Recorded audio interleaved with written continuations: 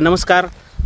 माझ्या शेतामध्ये एक ऊस बागायतदार आणि ऊस प्लॉट करणारे आणि लोकांना सल्ला देणारे वैभव गुरु चिंचणी मार्गदर्शक आहे ते ऊस बागायतदारांचे.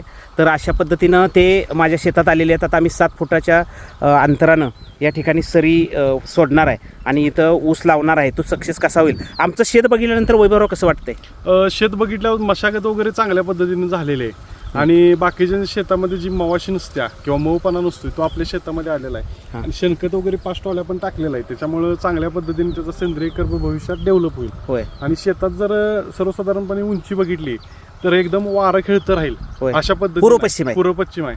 आणि दुसरी गोष्ट काय तर नदीपासून बरोबर उंची आहे प्लॉट, म्हणजे पूर्णपणे आलेले वारं जे आहे ते पूर्ण त्याच्यामधून पास होऊन जाईल. होय होय. आणि त्याचा फायदा जाडीला आपल्याला निश्चितपणे होईल. म्हणजे 71 फुटाची लांबी रुंदी आमची आणि जवळजवळ एक 350-400 फूट आमची रुंदी आहे. याच्यामध्ये कशा पद्धतीनं टप्पे करावेत म्हणजे पाणी द्यायला?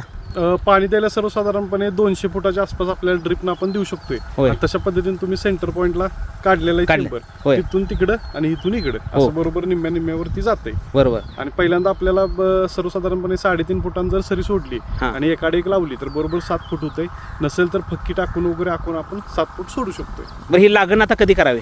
लागण सर्वसाधारणपणे 1 जून ते 10 जूनच्या मध्ये करावी. त्याचा फायदा काय होतोय तर पाऊस लागायच्या आधी आपला फुटवा वगैरे निघून आपण रेडी असू. आता हे ऊस लावायच्या अगोदरची आपली चर्चा चालू आहे आणि कसा ऊस लावायचा, कशा पद्धतीनं बियाणं, ह्याचं तर बियाणं कोणतं वापरावं? आपण सर्वसाधारणपणे 3ऱ्या स्टेजचं 4थ्या स्टेजचं 86-032 या व्हरायटीची आपण निवड करणार आहोत. कारण याची वाढ जी आहे ते चांगल्या पद्धतीने होत्या आणि सर्व पाणी कसलं पण असू द्या, जमीन कशी पण असू द्या, चांगल्या पद्धतीने डेव्हलप होणारी व्हरायटी आहे. बरं, आता आपण पहिल्यांदाच हे करायला लागलोय आणि आम्हाला यश कितपत येईल आम्हालाही माहित नाही.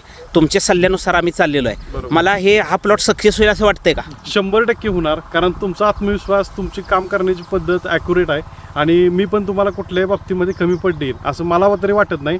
आणि त्याच्यामुळे 100% सक्सेस होईल.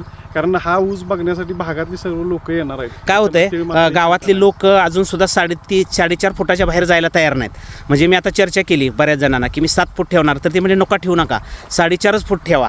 ते काय तुमचं होत नाही. पण उत्पन्न जेवढं 4.5 फुटांना निघणार आहे त्याच्यापेक्षा 7 फुटांना निघेल असा विश्वास आहे. 100% निघणार. आता सुरुवातीला 4 महिने लोक आपल्याला म्हणतील कशाला सोडले, परंतु लोकांच्या लक्षात येईल की प्रॅक्टिकली काय आहे.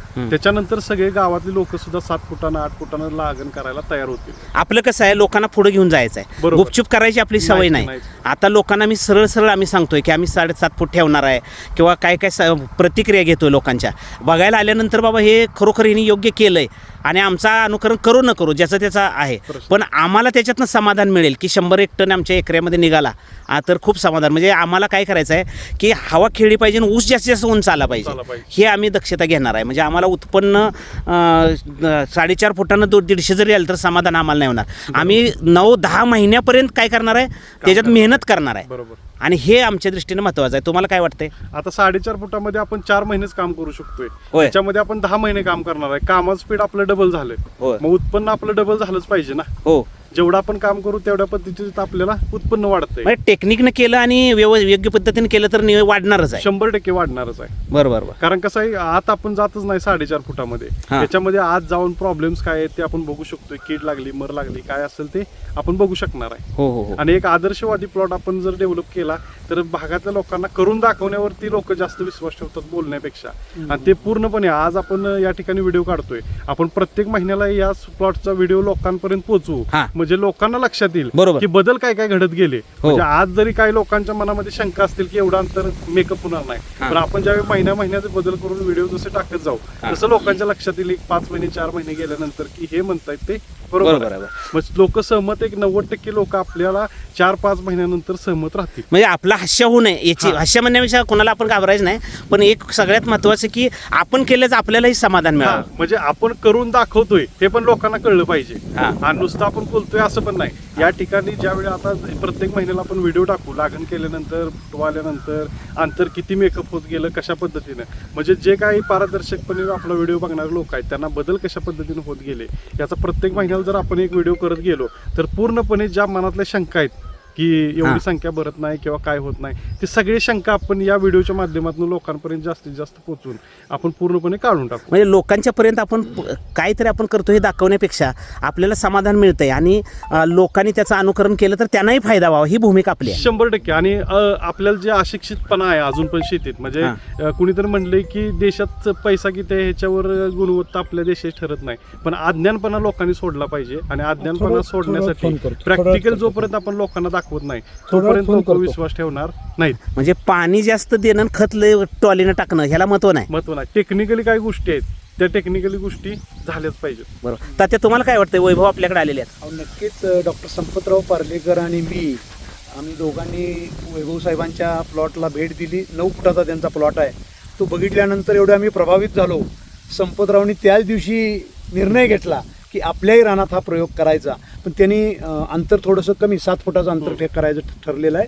आणि त्या पद्धतीनं त्यांनी आता पाहणी केली. त्यांना खास निमंत्रित केलं, रान दाखवलं आणि कामाला त्यांनी सुरुवात केलेली आहे. त्याचा एकच उद्देश आहे की माझा एकट्याचा फायदा व्हावा असं नव्हे, तर माझा प्लॉट बघून गावातल्या सर्वच लोकांनी त्याचं अनुकरण करावं, परिसरातल्या लोकांनी अनुकरण करावं आणि आपल्याबरोबर सर्वांना घेऊन जाण्याची भूमिका ही संपतरावची आपल्याला असल्यामुळं खूप चांगली गोष्ट त्यांच्या मनात आहे की समाज सगळा म्हणजे टोटल सगळ्या समाजानं सगळ्या गावाचा विकास व्हावा, परिसराचा विकास व्हावा, आपलं ज्ञान आहे ते सर्वांना मिळावं या उद्देशानं त्यांना इथं निमंत्रित केलं. ढवळी गावच्या वतीनं मी त्यांचं सहर्ष स्वागत करतो. आणि त्यांनी वारंवार इथं यावं आणि आमच्या लोकांना मार्गदर्शन करत राहावं आणि आपल्याबरोबर सर्वांनाच घेऊन जाण्याची जी प्रवृत्ती आहे त्यांचा जो विचार आहे तो मला खूप भावला. अलीकडे हे बरेच लोक स्वतःपुरता विचार करतात, आपल्यापुरता विचार करतात, पण आपल्याबरोबर इतरांनी पुढे जावं या भूमिकेतनं ते काम करतायत. आमच्या त्यांना शुभेच्छा. संपतरावच्या सुद्धा या उसाच्या प्लॉटला आमच्या शुभेच्छा. धन्यवाद. तुम्ही दोघांनी खूप सुंदर प्रतिक्रिया दिली. आणि वैभवराव, तुम्ही म्हणता असं की प्रत्येक महिन्याला त्याच्या स्टेज आपण लोकांच्यापर्यंत पोहोचू. आणि मलाही स्वतः शूटिंग करायला किंवा ते कॅच करून घ्यायला आवड आहे, त्याच्यामुळे मी ते करतोय. लोकांना फायदा तिथं किती होतो हे महत्त्वाचं नाही. माझ्या स्वतःचा आनंद आपण घ्यायचा आणि इतरांना आनंद द्यायचा ही भूमिका आपण ठेवून पुढे जाऊया. धन्यवाद.